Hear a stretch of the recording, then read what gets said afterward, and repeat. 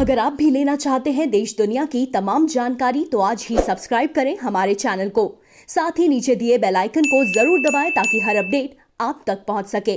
नमस्कार, साक्षी news network पर आप सभी का स्वागत है। उत्तर प्रदेश सरकार ने भगवान श्री राम की नगरी अयोध्या में निर्माणाधीन हवाई अड्डे का नाम मर्यादा पुरुषोत्तम श्री राम हवाई अड्डा अयोध्या रखने का निर्णय लेने के साथ ही इसके लिए बजट में 101 करोड़ रुपए की व्यवस्था की और अब केंद्र की मोदी सरकार ने भी रामनगरी में बन रहे हवाई अड्डे के निर्माण के लिए अपनी ओर से 250 करोड़ रुपए देने का ऐलान कर दिया है और साथ ही अंतर्राष्ट्रीय हवाई अड्डे के निर्माण को मंजूरी भी दे दी है।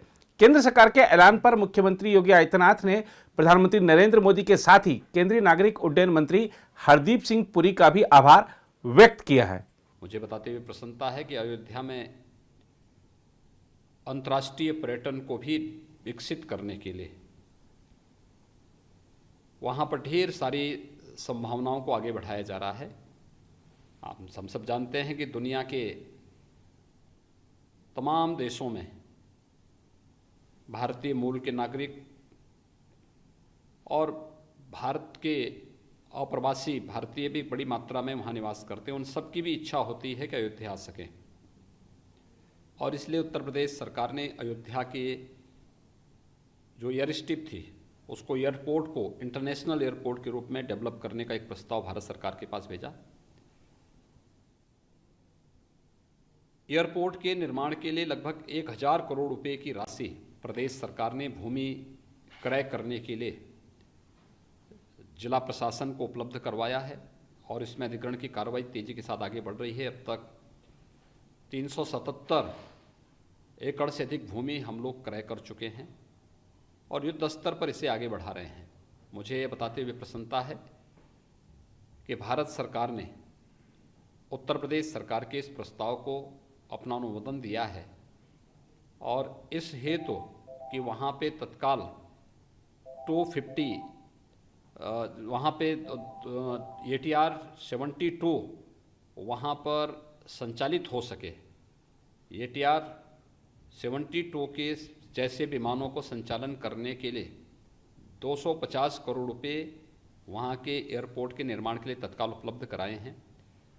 एयरपोर्ट के विस्तार की कार्रवाई इसके साथ ही चलती रहेगी, जिसमें हम एयरबस और अन्य जो बड़े विमान हैं वहाँ पर यात्री विमानों का आवागमन बेहतर तरीके से हो सके, इसके लिए प्रदेश सरकार पूरी तरह भारत सरकार से संवाद बना करके इस कार्यक्रम को आगे बढ़ाने के लिए प्रतिबद्ध है। दूसरी ओर हिमाचल प्रदेश विधानसभा में आज लोकतंत्र को शर्मसार कर देने वाली घटना हुई। हिमाचल प्रदेश विधानसभा के बजट सत्र के पहले दिन शुक्रवार को राज्यपाल बंडारू दत्तात्रेय के साथ कांग्रेस के कुछ विधायकों ने विधानसभा परिसर में कथित तौर पर हाथापाई की। इसके बाद कांग्रेस के 5 विधायकों को पूरे बजट सत्र के लिए निलंबित कर दिया गया।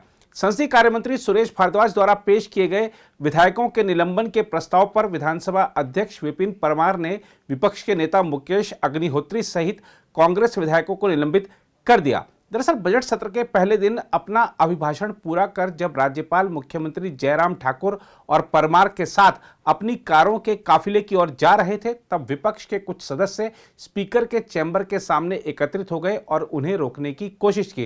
विधानसभा अध्यक्ष ने कहा कि कांग्रेस के सदस्यों की यह कार्रवाई कानून के खिलाफ है। सदन में जिस समय कांग्रेस के 5 सदस्यों को निलंबित किया गया तब वहां कांग्रेस का कोई विधायक मौजूद नहीं था। विधानसभा में सुबह हुए हंगामे के बाद सदन की कार्यवाही दोपहर 2 बजे तक स्थगित कर दी गई थी, लेकिन भारद्वाज द्वारा लाए एक प्रस्ताव पर चर्चा के लिए कार्यवाही दोपहर 1 बजे फिर शुरू की गई। संसदीय कार्यवाही मंत्री भारद्वाज ने निलंबन का प्रस्ताव पेश करते हुए कहा कि मुख्यमंत्री जयराम ठाकुर ने हाथापाई को राज्यपाल पर हमला करार दिया है। भारद्वाज ने कहा कि यह हाल ही में पंचायत चुनाव में कांग्रेस की हार के बाद कांग्रेस विधायकों की हताशा को दर्शाता है। विपक्ष के नेता मुकेश अग्निहोत्री के अलावा कांग्रेस विधायक हर्षवर्धन चौहान, सुंदर सिंह ठाकुर, सतपाल रायजादा और विनय कुमार को निलंबित किया गया है। इससे पहले विधानसभा सत्र शुरू होते ही सुबह 11 बजे सदन में विपक्ष के नेता मुकेश अग्निहोत्री की अगुवाई में कांग्रेस के सदस्य अपनी सीट से खड़े हो गए और नारेबाजी करने लगे। हंगामे के बीच राज्यपाल ने अपने अभिभाषण की केवल आखिरी पंक्ति पढ़ी और कहा कि बाकी का भाषण पढ़ा हुआ मान लिया जाए। कांग्रेस सदस्यों ने आरोप लगाया था कि अभिभाषण झूठ का पुलिंदा है। उन्होंने कहा था कि रसोई गैस, पेट्रोल और डीजल की कीमतों में वृद्धि जैसे मुद्दों को अभिभाषण में शामिल नहीं किया गया। बजट सत्र 20 मार्च को संपन्न होगा। मुख्यमंत्री जयराम ठाकुर 6 मार्च को इस वित्तीय वर्ष का बजट विधानसभा में पेश करेंगे।